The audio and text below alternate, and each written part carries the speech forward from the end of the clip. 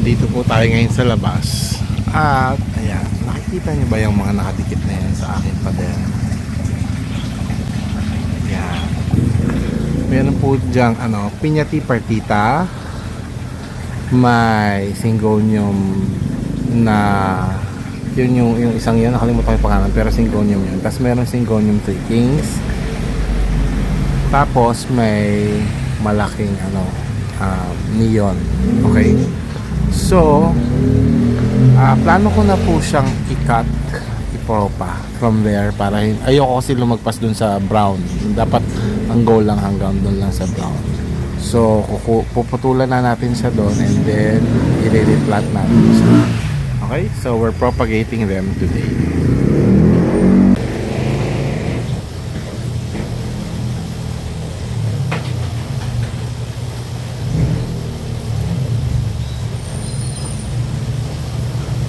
Hello plant kids! Welcome to my vlog. Ito nga, kanina nung binanggit ko, nakukunin ko, nandito na po sila. Ito na po yung mga pinutol natin. Pero meron pong isang natira. No?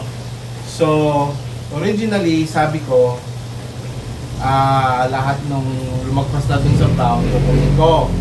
Kaso, yung piñati partita, hindi ko maabot. Masyado palang malayo pa. So, papatubuin pa natin siya bago natin siya maabot siguro para maputol. Okay? So ngayon, ito po yung mga naputol natin. Papakita ko sa inyo sila isa-isa.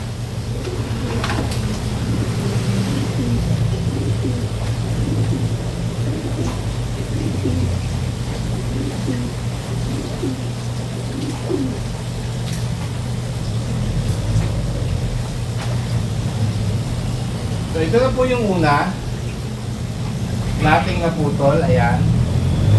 Tingnan nyo to. Oh. Yan po ay si neon photos. So si neon photos pala na ngayon na-discover ko na sa una maliit sila, ganitong kulay sila at pagbagong labas, pero pag tumatanda na pala sila, nagiging parang rin pala sila, golden. Ayan, lumalabas din yung darker green. Tapos as you can see, yung mga nandun sa baba niyang tangkay na ganito, wala nang dahon. Hindi ko alam kung bakit. Dahil ba siguro maliit lang yung paso, tapos lahat ng ugat niya nasa tubig na, kaya pa ganon. So kaya hindi yung buo katulad dito. Oh.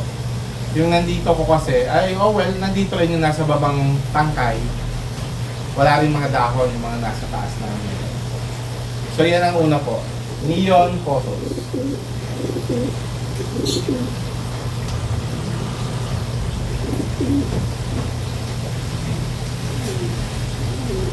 Ang pangalawa po, ayan, ito naman na parang hindi na ganun ang itsura niya. Hindi ko alam kung bakit. Pero ito po ay si Three Kings. Okay, may mga variegation po ito nung itinanim ko at nung gumagapang doon nung una. Pero ngayon, medyo nawala yung variegation niya. Pero ganun pa rin naman yung korte ng dahon niya. Tapos medyo lumaki lang. No? So kahit nasa tuktok na siya, hindi pala kalakihan ng dahon ni syngonium tree. No? So ito pwede ko po siyang putulin ng mga 3 bago ko siya pagsamahin sa paso. Gusto ko siyang pagsamahin sa paso para mas lush. Tingnan, no? Saka natin lalagyan na pole.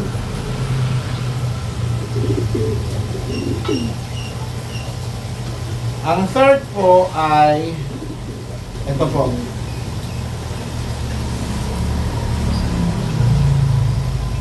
Ito alam ko, alam kong syngonium to, no? Pero hindi ko alam yung specific na pangalan niya, no? Ayan, dalawa yung pinaka-top cut. Ay, hindi, nasa na yun. Actually, isa, dalawa. 3. 3 po yung pinaka-top cut niya. Ayan. 3 po yung pinaka-top cut niya. Kasi nagsanga na siya dun sa taas. Tapos, since mahaba pa rin, pinutol ko pa rin. So, ito yung gitna. No? So, maganda ito na itanim. Actually, sa office. Kasi meron na akong ganito sa office. At yan. Makikita nyo na yan. Tapos, ito pa pala. Ano to? Syngonium 3 Kings to. Yung pangalawang putol, wala ng dahon. So, naputol ko pa yung sanga. So, ito itatanim natin. Titingnan natin kung magkakaroon ng dahon. Kung mabubuhay mo siya.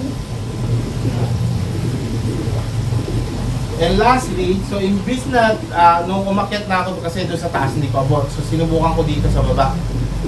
Hindi ko rin abot. Feeling ko pag pinutol ko hindi ko siya mahihila kasi matindi na yung kapit nung mga ugat sa wall. So hindi ko matatanggal o mapuputo lang. So aantayin ko na lang doon sa taas na tumubo bago ko siya dikitin. So ang nakita ko bigla ay ito, nasa kabilang tumutubo na siya sa kabilang bahay. Ang aking red emerald. Nagsanga pala siya ng tatlo kasi dati ko na ito pinutol. Nagsanga siya bigla ng tatlo. Ayan, isa, dalawa, and yung pinaka-mother na stem. Ito yung papel. Okay, so pwede ko siyang putulin ng hatiin ng sa 6. Tapos siguro bawat pasok gawin ko tig dalawa-dalawa. No. Pero for now, ang plano kong gawin ay ibabad muna sila lahat sa tubig. Gagawin natin siyang water plant bago natin siya itanim. Siguro mga 1 week natin siyang ibababad sa tubig. Okay? So, yung susunod na part, magpuputol na tayo, magkakat na tayo, tapos tatanim na natin. Okay? Sunlight leans against the windowsill, tracing patterns on the broad monstera leaves. They call me Plant Tate, keeper of the green, watching spines of the cactus turn to silver sheen. From the heavy succulents to the quiet birds above, holding all this life, a patient sort of love. Sunlight leans against the windowsill, tracing patterns on the broad monstera leaves.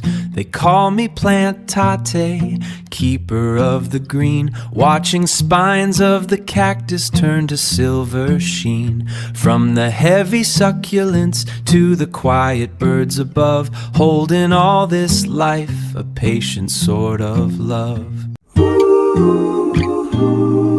Sunlight leans against the windowsill, tracing patterns on the broad monstera leaves. They call me Plant Tate, keeper of the green, watching spines of the cactus turn to silver sheen. From the heavy succulents to the quiet birds above, holding all this life, a patient sort of love. Sunlight leans against the windowsill, tracing patterns on the broad monstera leaves. They call me Plant Tate, keeper of the green, watching spines of the cactus turn to silver sheen. From the heavy succulents to the quiet birds above, holding all this life, a patient sort of love. Sunlight leans against the windowsill, tracing patterns on the broad monstera leaves.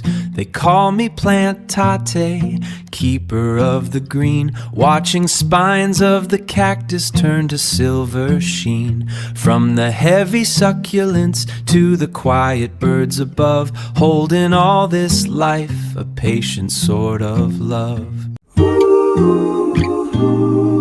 Sunlight leans against the windowsill, tracing patterns on the broad monstera leaves. They call me Plant Tate, keeper of the green, watching spines of the cactus turn to silver sheen. From the heavy succulents to the quiet birds above, holding all this life, a patient sort of love. Sunlight leans against the windowsill, tracing patterns on the broad monstera leaves. They call me Plant Tate, keeper of the green, watching spines of the cactus turn to silver sheen. From the heavy succulents to the quiet birds above, holding all this life, a patient sort of love. Sunlight leans against the windowsill, tracing patterns on the broad monstera leaves. They call me Plant Tate, keeper of the green, watching spines of the cactus turn to silver sheen. From the heavy succulents to the quiet birds above, holding all this life, a patient sort of love. Sunlight leans against the windowsill, tracing patterns on the broad monstera leaves. They call me Plant Tate, keeper of the green, watching spines of the cactus turn to silver sheen. From the heavy succulents to the quiet birds above, holding all this life, a patient sort of love. Sunlight leans against the windowsill, tracing patterns on the broad monstera leaves. They call me Plant Tate, keeper of the green, watching spines of the cactus turn to silver sheen. From the heavy succulents to the quiet birds above, holding all this life, a patient sort of love. Sunlight leans against the windowsill, tracing patterns on the broad monstera leaves. They call me Plant Tate, keeper of the green, watching spines of the cactus turn to silver sheen. From the heavy succulents to the quiet birds above, holding all this life, a patient sort of love.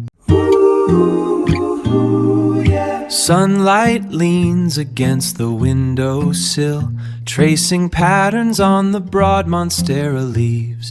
They call me Plant Tate, keeper of the green, watching spines of the cactus turn to silver sheen. From the heavy succulents to the quiet birds above, holding all this life, a patient sort of love. Sunlight leans against the windowsill, tracing patterns on the broad monstera leaves. They call me Plant Tate, keeper of the green, watching spines of the cactus turn to silver sheen. From the heavy succulents to the quiet birds above, holding all this life, a patient sort of love. Ito na po ang day 2. Day 2 po ito. Pinutol po or kinat natin siya from the wall nung Saturday. Okay? Tapos yan, itinubig natin siya since Saturday. Sunday kahapon, Monday na po ngayon. So ayan, day 2. Okay naman sila, although may nagdidilaw na isang dahon ito. Or parang dati na to. Mukha namang okay, bumubuka na maayos pa rin yung mga dahon na nakasarado dati. Ito pa nakasarado din. So okay naman sila. Yan, hopefully magtuloy-tuloy para pag tinanim natin, ano siya, mabuhay siya, maging successful siya.